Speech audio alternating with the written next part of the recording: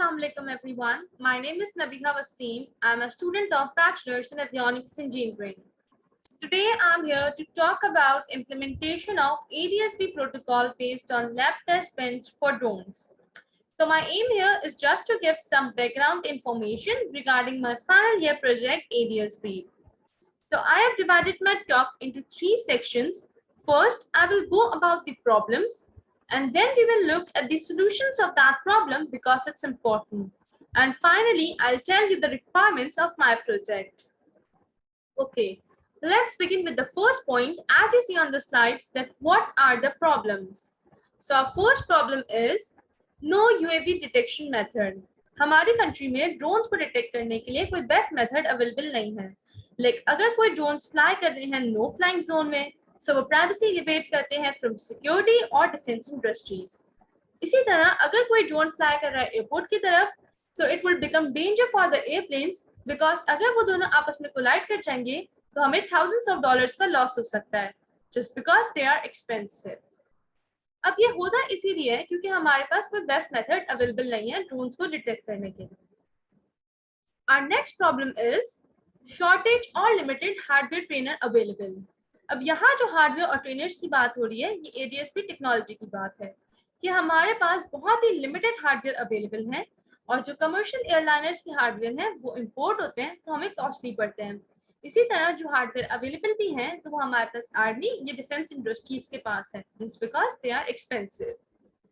Our next problem is beyond visual line of sight flying. It just simply means that कि जहां तक हमारी naked eye देख सकती है उससे आगे अगर हमें अपने ड्रोन्स को फ्लाई कराना है, so this technology is very helpful for this purpose.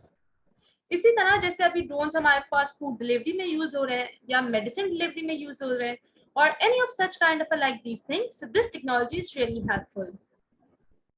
Our last problem is collision course sensing. इसमें हम अपने ड्रोन्स को सेफ्टी प्रोवाइड करते हैं. अगर हमें पहले से पता चल जाए हमारे सराउंडिंग के ड्रोन्स का कि कहाँ कहाँ हमारे ड्रोन्स फ्लाई कर रहे हैं तो हम पहले से प्रिवेंशन करेंगे और उनको कोलिजन से रोक सकते हैं. Let's say imagine two drones are traveling in opposite direction at 10 meters per second, which is an average speed of the quadcopter, and they are apart from 1 kilometer. So they just have 50 seconds or less than a minute to detect each other, to perform maneuver and to avoid the crash. So now move on to the next slide. Here we can see the solution. अब ये जो मैंने problem discuss किए हैं इन problems को solve करने के लिए हमारे पास सर्टेन सॉल्यूशंस अवेलेबल हैं. हम रडार के थ्रू कर सकते हैं ये problem solve. Camera based detection devices भी यूज होती हैं. फ्लाम भी एक सोल्यूशन है. RF सेंसर्स भी हमारे पास यूज हो रहे हैं और APRS ट्रैकर डिवाइसेस भी यूज होती हैं. बट इन सब सोल्यूशन में हमें कहीं ना कहीं कुछ ना कुछ प्रॉब्लम फेस करनी पड़ती है. सो जो बेस्ट सोल्यूशन है वो है ऑटोमेटिक डिपेंडेंट सर्विलेंस ब्रॉडकास्ट, जो कि मेरा प्रोजेक्ट भी है. अब मैंने यही क्यों सेलेक्ट किया बेस्ट सोल्यूशन जबकि ऑलरेडी हमारे पास ADS-B ग्लोबली मॉड्यूल्स अवेलेबल हैं. So first reason is that कि ये बहुत ज्यादा एक्सपेंसिव होते हैं जस्ट बिकॉज हमें इंपोर्ट कराने पड़ते हैं. सो इस वजह से जो मेरा सिस्टम होगा वो कॉस्ट इफेक्टिव होगा, चीप होगा and feasible in design, simple design में होगा पर वही state of the art protocols follow करेगा जो ग्लोबली ADS-B फॉलो कर रहा है. इसी तरह ये एक लैब टेस्ट बेंच होगा. सो ये यूज्ड होगा यूनिवर्सिटी में टू एजुकेट द स्टूडेंट्स और it will be used in industries to train the workers. जो बेस्ट पार्ट है वो है ये ऑटोमेटेड सिस्टम होगा. So we don't need to do manually, we just have to plug in the system. Now here is the typical diagram कि कैसे हम ADS-B के बॉक्स को ड्रोन के साथ लगा के अपनी प्रॉब्लम्स को सॉल्व कर सकते हैं. So now what is ADS-B? So automatic means auto. हमारा सिस्टम फास्टर हो जाता है. We don't need any pilot interaction. We don't need any ground interrogation. Depend करता है ये GPS के थ्रू सैटेलाइट पे. ये ड्रोन की ट्रैक को मॉनिटर कर लेता है सैटेलाइट के थ्रू. इसी तरह ये उसकी पोजीशन कैलकुलेट कर लेता है. सर्विलेंस होती है ऑन बोर्ड नेविगेशन जिसमें हम 3 स्टेट ऑफ वेक्टर फाइंड करते हैं, position, velocity and altitude. And broadcast is that कि ट्रांसमिट करना इंफॉर्मेशन को from one place to another. अब ये जो इंफॉर्मेशन होती है ये किसी स्पेसिफिक यूजर के लिए नहीं होती, ये सब के लिए होती है. जो भी चीज स्काई में फ्लाई कर रही है अगर उसके अंदर ADS-B इंस्टॉल्ड है तो वो इंफॉर्मेशन ले भी सकती है और अपनी इंफॉर्मेशन शेयर भी कर सकती है। So now let's talk about some working of the ADS-B. First of all होता ये है कि अगर ड्रोन है एक, वो सबसे पहले अपनी पोजीशन कैलकुलेट कर लेगा सैटेलाइट जीपीएस के थ्रू। अब जब उसके पास अपनी इंफॉर्मेशन आ जाएगी, तो वो नियर बाय ड्रोन और ग्राउंड स्टेशन को सेंड कर देगा। सो उससे हमें उस ड्रोन का पर्पस, उसका मिशन, उसकी पोजीशन और उसकी एसोसिएशन कि वो कहाँ से बिलोंग करता है, ये सब हमें पता चल जाएगा। नाउ अब होता यह है कि जो इन्फॉर्मेशन ट्रांसमिट हो रही है, तो वो कहीं ना कहीं रिसीव भी हो रही होगी। तो हमारे पास एक ट्रांसमीटर है और एक रिसीवर है। अब जो एडीएसबी का ट्रांसमीटर है, वो unique identity, 3D position, velocity GPS के थ्रू कैलकुलेट करके ट्रांसमिट करता है। इसी तरह weather information, altitude, pressure sensor के थ्रू और जीपीएस के थ्रू कैलकुलेट करके हमें ट्रांसमिट करता है। अब ये जो इंफॉर्मेशन ट्रांसमिट होती है, जो रिसीवर होता है, ये सारी इंफॉर्मेशन जो ये ट्रांसमिट करता है वो रिसीव कर लेता है। Now we have two types of ADSB. एक होता है mode S which is working at 1090 megahertz and the another one is UAT, universal access transceiver, which is working at 978 megahertz. So now I am showing you the block diagram जिससे हमें understand करना आसान हो जाएगा इसकी वर्किंग को। So we have two aircraft, current aircraft A and the neighbor aircraft N. So we have two aircraft A and N. So हम A से स्टार्ट करते हैं कि A वाले एयरक्राफ्ट ने सबसे पहले अपनी पोजीशन कैलकुलेट की GNSS सैटेलाइट के थ्रू। जब उसके पास वो इंफॉर्मेशन आ गई, सो उसने एडीएसबी ट्रांसमीटर में अपनी इंफॉर्मेशन सेंड कर दी। एडीएसबी ट्रांसमीटर ने पहले डेटा लिंक सिलेक्ट किया, हमारे पास दो है ना, तो उसने मोडेस है या यूएटी, उसने एक को सिलेक्ट करके इंफॉर्मेशन को सेंड कर दिया नेबर एयरक्राफ्ट को भी और ग्राउंड स्टेशन में भी। अब जो ग्राउंड स्टेशन का एडीएसपी रिसीवर होगा और नेबर एयरक्राफ्ट का जो एडीएसपी रिसीवर होगा, वो इस इंफॉर्मेशन को रिसीव करेगा और आगे भेज देगा। आगे वो डेटा प्रोसेस होगा और हमें डिस्प्ले हो जाएगा। इसी तरह अब ये काम वाइस वर्सा भी हो सकता है। ग्राउंड स्टेशन से स्टार्ट हो इंफॉर्मेशन जाना और करंट एयरक्राफ्ट पे पहुंचे, या नेबर एयरक्राफ्ट से स्टार्ट हो और ए पे पहुंचे। सो ये वाइस वर्सा काम हो सकता है। So now, as we all know that the drones demand are increasing.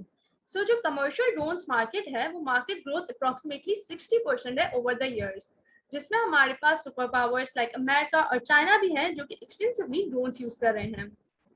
अब यही ट्रेंड हमारे पाकिस्तान में भी बढ़ता जा रहा है, जो कि हमारी agriculture industries, health industries, medicine, forestry industries drones use कर रही हैं। इसी तरह कुछ कंपनीज ऐसी भी हैं जो अपने ड्रोन्स गवर्नमेंट को सेल कर रही हैं to help these industries.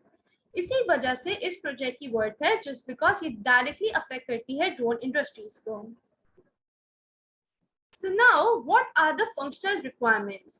So first of all मैंने ये डिसाइड कर लिया कि मेरा जो प्रोजेक्ट है वो एक लैब टेस्ट बेंच है जो कि यूज होगा यूनिवर्सिटीज में टू एजुकेट द स्टूडेंट्स, और it will be used in industries to train the workers. So अब मुझे दो एडीएसबी मॉड्यूल्स की नीड होगी, जब भी तो आपस में कम्युनिकेशन होगी। इसी तरह जो इसका ट्रांसमीटर और रिसीवर होगा, तो मैं एक स्मॉल लेवल पे बना रही हूँ, तो मैं वही ट्रांसमीटर और रिसीवर यूज करूंगी जो मेरे पास अवेलेबल होगा यूनिवर्सिटी में। So we are using 1090 megahertz. Now, अब इस इंफॉर्मेशन को कहीं ना कहीं मुझे फिजिकली डिस्प्ले कराने के लिए मुझे एक मॉनिटर की नीड होगी। So मैं यूज करूंगी डेटा मॉनिटर जो कि बेस्ड करेगा LabVIEW सॉफ्टवेयर पे। So now here is the system block diagram कि मैसेज जनरेट हुआ, then it transmit, or it can also receive, message decode, and then it can display. So the another requirement are कि अब मुझे एक actual scenario present करना होगा। सो उसके लिए मुझे एयरक्राफ्ट की इंफॉर्मेशन भी डिस्प्ले करके दिखानी होगी। So I am using the X Plane simulator, जिसमें हमारे पास उसकी एयरक्राफ्ट की air speed, lat long, altitude, remote ID, heading, सब इंफॉर्मेशन डिस्प्ले हो जाएगी। So this is the typical diagram of the data monitor, जिसमें हमारे पास सिग्नल प्रोसेस हो रहा है और सक्सेस रेट हमें शो हो रहा है। सो नाउ अब कंस्ट्रेंट रिक्वायरमेंट क्या होंगी? अब मुझे वही हार्डवेयर यूज करना होगा जो मेरे पास अवेलेबल होगा यूनिवर्सिटी में। इसीलिए हम उसके लिए यूज करेंगे URX वायरलेस मॉड्यूल जो कि वर्क कर रहा है 900 मेगाहर्ट्ज पे। तो हम 1090 मेगाहर्ट्ज से 900 मेगाहर्ट्ज पे शिफ्ट होंगे। अब मुझे इसकी कोई ज्यादा नीड भी नहीं थी, जस्ट बिकॉज जो मेरा सिस्टम है वो लैब टेस्ट बेंच है। ये स्मॉल लेवल पे यूज हो रहा है, बट वो प्रोटोकॉल्स वही फॉलो करेगा जो एडीएसबी के ग्लोबली फॉलो हो रहे हैं। तो मैं कम रेंज में भी काम कर सकती हूँ। इसी तरह मैं अपने सिस्टम को कॉस्ट इफेक्टिव बनाऊंगी और टारगेट टुवर्ड्स द मार्केट होगा। सो अब टेस्ट रिक्वायरमेंट में आएगा कि मुझे कैसे अपने प्रोजेक्ट को टेस्ट करके दिखाना होगा। So I am using the X Plane server PC, तो मैं उसी पे वर्चुअल एनवायरनमेंट में टेस्ट करके दिखाऊंगी। So now here is the composition of total system कि हमारे पास ADSB स्टेशन है, उसके अंदर ADSB कंट्रोलर है और रेडियो फ्रीक्वेंसी का ट्रांसीवर है, और उसके कंपोनेंट लेवल पे हमारे पास एक FPGA बोर्ड है और URX ट्रांसीवर है जो कि FPGA प्रोटोकॉल्स फॉलो करेगा। And then we have flight simulator जिसके बिल्ट इन फंक्शन है ADSB and flight dynamic models, और इसके कंपोनेंट लेवल पे UDP प्रोटोकॉल्स फॉलो होंगे और एक्सप्लेन हमारा सिमुलेटर ही है। सब इन सब इंफॉर्मेशन को डिस्प्ले करने के लिए वी हैव डेटा मॉनिटर जिसमें हमारे पास सिग्नल प्रोसेस होगा and then it can display. But this diagram is not completed. There are some major missing, but I'll explore it later. So now I'm showing you the system block diagram, which is the last part of my presentation and from which I can sum up my whole presentation. So explain simulator है हमारे पास जिसके अंदर हमारे पास सारी aircraft की information display हो रही है, लाइक उसकी speed, velocity, lat long, heading, altitude, और वो UDP प्रोटोकॉल्स को फॉलो करते हुए LabVIEW सर्वर में जाएगी जहां से वो ADSB कंट्रोलर में जाएगी और ADSB कंट्रोलर से ADSB प्रोटोकॉल्स को फॉलो करते हुए हमारे पास ADSB के ट्रांसमीटर में आ जाएगी। अब ADSB का ट्रांसमीटर उस इंफॉर्मेशन को ट्रांसमिट कर देगा वायरलेसली और वो फिर ADSB रिसीवर में आएगी। ADSB का रिसीवर उसको रिसीव करेगा एंड देन वो ADSB प्रोटोकॉल्स को फॉलो करते हुए ADSB कंट्रोलर में जाएगी और ADSB कंट्रोलर से LabVIEW सर्वर में जाएगी और LabVIEW सर्वर से UDP प्रोटोकॉल्स को फॉलो करते हुए एक्सप्लेन सिमुलेटर में जाएगी और हमें डेटा मॉनिटर के थ्रू डिस्प्ले हो जाएगी वो information. So now here are some references that I use while making these slides. So that's the end from my side. I hope you like and enjoy it. So thank you so much for listening.